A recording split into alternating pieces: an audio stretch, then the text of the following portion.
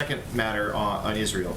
The president yesterday said that he had not seen a, quote, significant overreaction in Israel's response.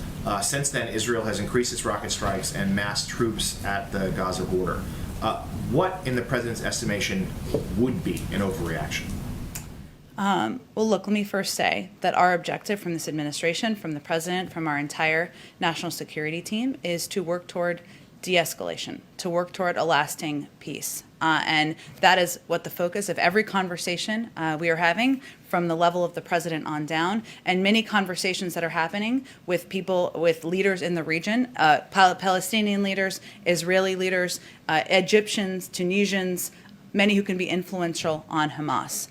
So obviously we are watching this closely. We will remain closely engaged. A lot of conversations we have may happen behind the scenes because that may be the most appropriate way to de-escalate the situation on the ground. Just to follow up and pin you down. So what you've seen, what the president has seen so far from Israel, still he believes is not a significant overreaction. Again, I think the president believes that Israel has a right to self-defense.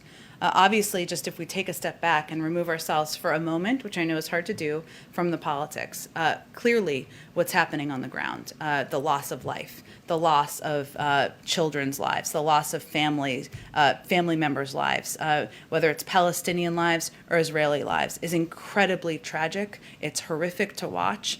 That is certainly why our focus is on de-escalating what is happening on the ground. That's our human reaction to what we're seeing. What we're also focused on, the president, many people on our team have been working on issues in the Middle East for decades. And what we also know is that sometimes these conversations need to happen privately in order to have an effective outcome. And that's what our focus is on.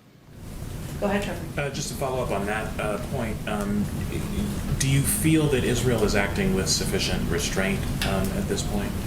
Again, as the president conveyed in his statement, Israel has the right to self-defense. Our focus remains on continuing to use every lever at our disposal to de-escalate the situation on the ground. I think it's also important to remind people Hamas is a terrorist organization. Hamas does not represent the views, the families, the people who are suffering, all of the Palestinian people who are suffering as a result of this violence. But there's no justification for 1,500 rockets coming from Hamas into Israeli communities in Israel either. And do you welcome their participation in forthcoming elections, Palestinian elections? Hamas? Yes. Look, I will say that our focus right now is on using our relationships in the region, our deep relationships in the region, again, with the Egyptians, the Tunisians, others who have greater influence with Hamas than certainly we do, and certainly others in the region do, to de-escalate the circumstances and the situation on the ground. That's what our focus is on at this moment in time. Go ahead. Jen, what is the CDC's new